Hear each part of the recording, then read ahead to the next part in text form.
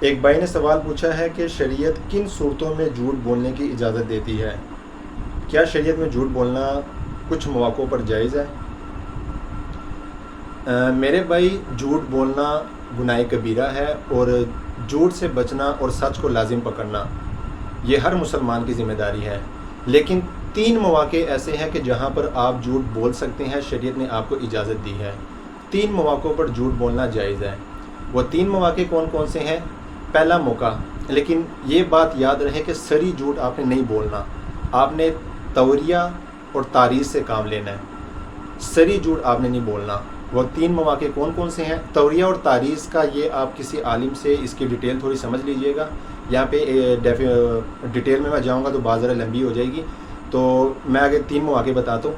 پہلی بات جہاں پہ آپ نے جو ہے وہ شریعت آپ کو اجازت دیتی ہے کہ آپ جھوٹ بول سکتے ہیں، وہ یہ کہ آپ نے اپنی جان بچانی ہو یا کسی دوسرے مسلمان کی جان بچانی ہو، اور آپ کو پتہ ہو کہ آپ کے جھوٹ بولنے کے بغیر یہ کام نہیں ہو سکتا، آپ کی جان نہیں بچ سکتی یا کسی دوسرے مسلمان کی جان نہیں بچ سکتی، تو وہاں پر آپ جھوٹ بول سکتے ہیں، شریعت نے آپ کو اجازت دی ہے۔ دوسرا موقع جہاں پر آپ جھوٹ جو ہے وہ بول سکتے ہیں، وہ کسی 2 بندوں کے درمیان جو ہے وہ صلح کروانی ہے، اور آپ کو پتہ ہے کہ اگر میں نے جھوٹ نہ بولا تو ان 2 بندوں کے درمیان صلح نہیں ہو سکتی، تو شریعت آپ کو یہاں پر بھی اجازت دیتی ہے کہ آپ جھوٹ بول سکتے ہیں اور ان 2 بندوں کے درمیان صلح کروا سکتے ہیں۔ یہ 2 موقع۔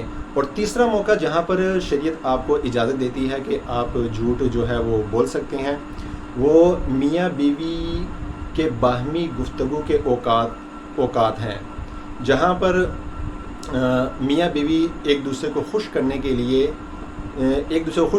جھوٹ بول سکتے ہیں، یعنی کہ میاں بیوی میں سے کوئی ایک ایسی کوئی بات کہہ دے ایک دوسرے کو خوش کرنے کے لیے جو خلاف واقعہ ہو۔ مثلا دونوں میں سے کوئی ایک یہ کہہ دے کہ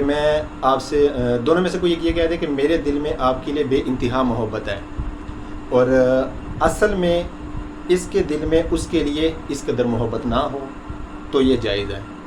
یہ 3 صورتیں ہیں جہاں پر شریعت آپ کو اجازت دیتی ہے کہ آپ جھوٹ بول سکتے ہیں، لیکن واضح رہے کہ سری جھوٹ بالکل نہ بولا جائے۔